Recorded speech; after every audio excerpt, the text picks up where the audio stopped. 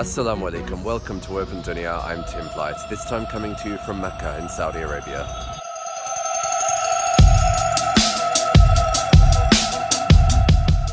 Today I'm going to be taking you on a tour of the city of Mecca, and we'll be starting here with the museum behind me, which is the Museum of the Two Holy Mosques architecture. As you drive through the desert towards Mecca, you pass the signboards which famously divert non-Muslims onto a bypass around the holy city. And then a few hundred meters down the road, there's a checkpoint, although most people just get waved through. It seems to be as much about security as religion as we approach this very sensitive site. A few kilometers out from the city center, we pass the boundary of the Haram, the sacred zone of Mecca, and then a giant Quran sculpture over the road. It's on one of the city's many ring roads that the Museum of the Architecture of the Two Holy Mosques stands, artifacts brought in from Mecca and Medina from throughout the ages.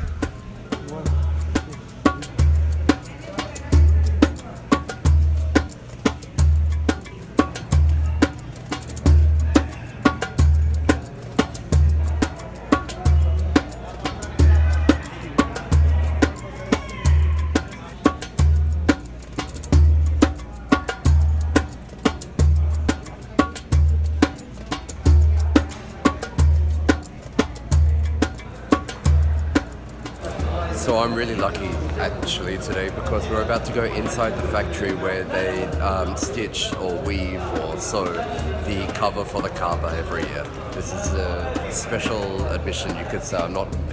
Tourists aren't normally allowed to come into this place, but we've been given special access.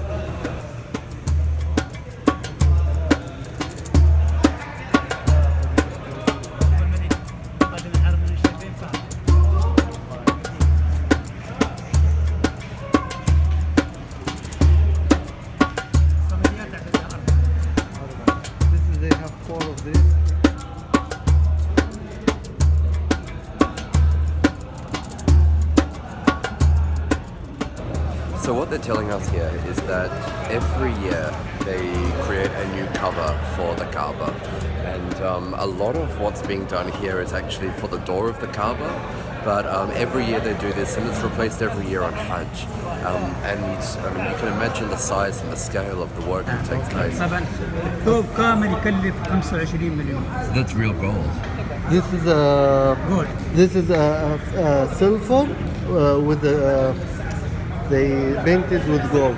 Gold coating, yeah. Yes. So we're about 6 months away from the Hajj, and they have already started work on this. In fact, they're already quite a long way through the work on this. I think they... Amid all of this religiosity, it's easy to forget that Mecca is also a large, modern, thriving metropolis. It's the third largest city of Saudi Arabia by population, with 1.6 million permanent residents, about the same size as Auckland or Barcelona. Obviously, though, Mecca is incomparable for other reasons.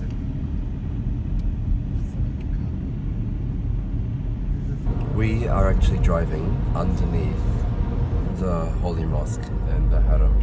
Yeah, this is incredible. I can't believe they built a tunnel underneath. Yes. And there's a hotel just over there.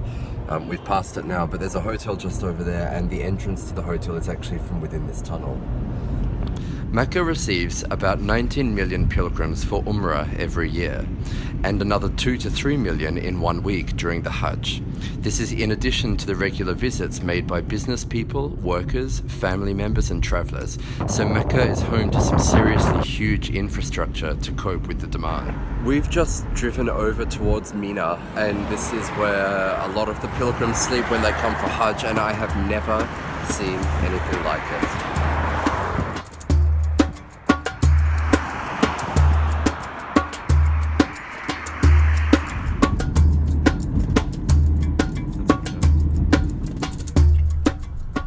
The Umrah takes pilgrims to the Holy Mosque of Mecca, but the Hajj involves more rituals such as visiting the plains of Arafat, a wider open valley a few kilometers out of the city. We have just arrived at Mount Arafat near Mecca, and this place is hugely significant in Islam and most Abrahamic religions. This is the place where it is believed that Adam and Eve, after they fell from heaven, where they were first reunited. So, I mean, to begin with, that's already important. And it's also important because it's believed that this is the place where Adam was forgiven for his sin. But perhaps most significantly for Muslims, this is the place where it's believed that the Prophet Muhammad, peace be upon him, gave his final sermon to his followers on Hajj. It's also therefore a very important part of Hajj that the pilgrim climbs Mount Arafat, or at least visits Mount Arafat. So we, although we're not on Hajj, we are about to begin climbing right now.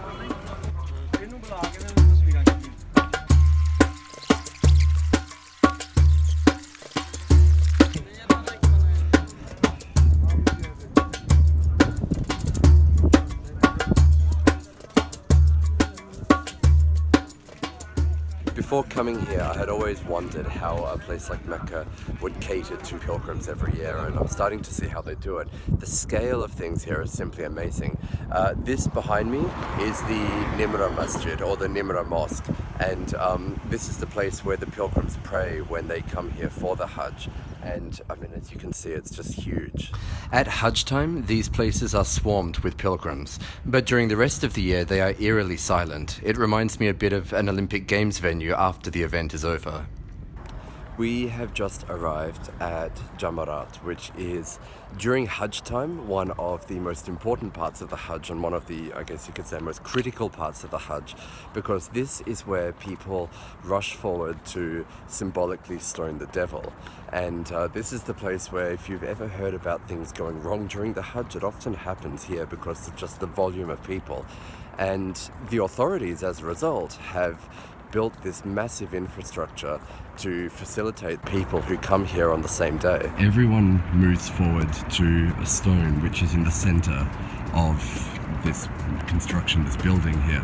And traditionally it all happened just on ground level, but because of the number of people that come to Hajj nowadays, it's spread over, it appears to be about 4 or 5 levels.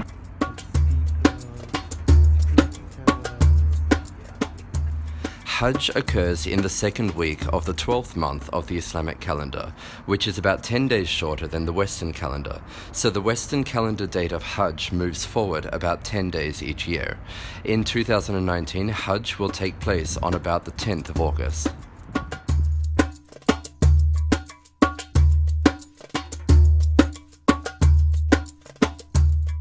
So the Prophet Muhammad, peace be upon him, used to climb a mountain near Mecca and sit in a cave where he used to pray, and it was there that he started receiving the divine revelations from God, from Allah. Now Raki and I are about to destroy our own legs by climbing that very mountain and going to that very cave.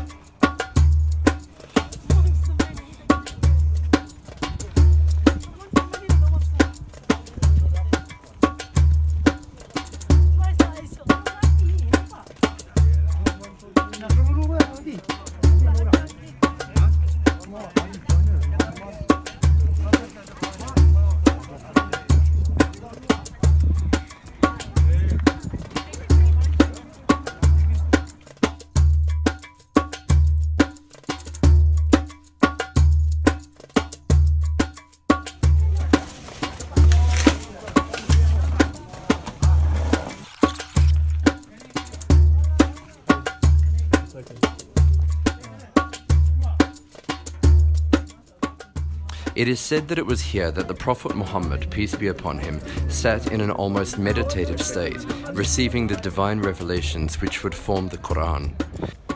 There is nowhere I have ever been that I felt what I felt in Mecca. Somewhere that is not just a place of divinity, but in which I felt that the past is not just the past, but is so very present.